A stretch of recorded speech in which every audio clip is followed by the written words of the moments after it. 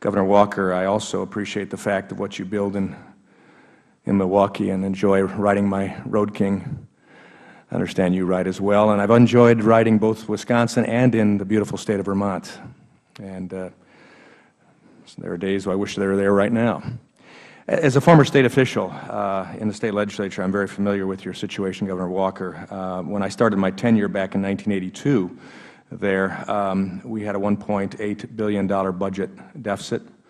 The process of a number of years, we enacted 26 tax cuts, regulatory reform, a number of things that went to ultimately, when I left in 1999, we had a budget surplus, a rainy day fund of over $1 billion.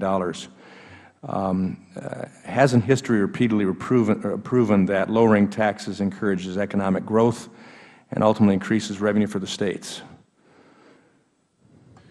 Yes, we've seen that in the past, and we saw the opposite of that 2 years ago when my predecessor in the legislature moved to pass a budget repair bill in 24 hours that raised taxes by about $1 billion, and we saw obviously higher unemployment and job loss after that. So clearly raising taxes in the economic crisis is not the right answer, and the more you put money back in the hands of job creators, I believe the better off you're going to be. Build the economy. Absolutely. Well, right now, Michigan, as you know, in talking with our new governor, we're at a $5.7 billion budget shortfall. Governor Snyder is taking some aggressive steps and being pushed back as well as you've experienced, including dealing with an emergency manager authority over municipalities. And that leads to my question.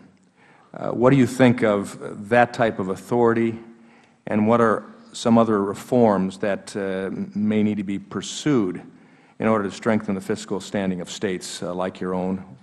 Well, I'd have to look specifically at what Rick's proposing there in terms of oversight over local governments. I will tell you, though, this goes to the heart, as a former county official, of what I'm talking about and why we pushed reforms that weren't just about the momentary. They weren't just about fixing things today or even over the next 2 years, but about providing long-term relief.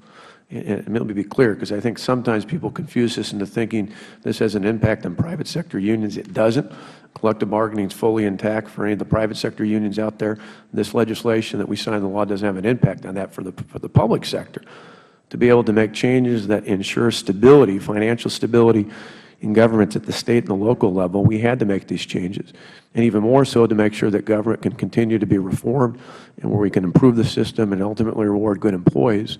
That also was a part of this package as well. So in totality, I believe we give local governments the kind of long-term tools they need, not only to balance their budgets, but to make prudent decisions so they can protect core services.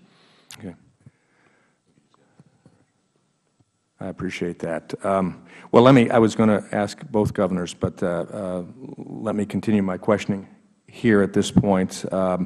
What steps can Governor Walker or should not, I guess the positive and the negative, what steps can or should not Congress do to help you in your budget situation? And I guess following up with that, do you agree that another state bailout is not the solution?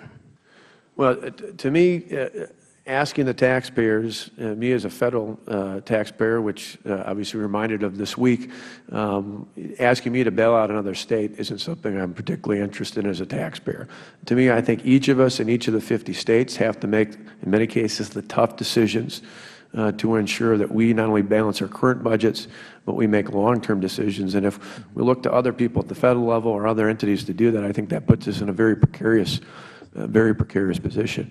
One other thing, if I might digress for just 1 second from your question, the gentleman from Massachusetts, and I apologize, I think his nameplate is turned, but asked me a question about process. And one thing that's just important to put in the record, we didn't start the debate the way that's been characterized. In December, after the elections, but before I was sworn into office, the public sector unions in the state rushed to the lame duck session of the legislature and to the governor and tried to pass through contracts that would have locked us into a more dire financial situation with costs that I believe we couldn't account for with a $3.6 billion deficit on the horizon. So that was the initial act. Now, we were successful in appealing even to some of the Democrats in the legislature to stop that from happening and giving us a chance to do that. But when people ask, why didn't we begin by negotiating, it was really the tone was set early on by the process that was taken after the election, but before we were sworn in.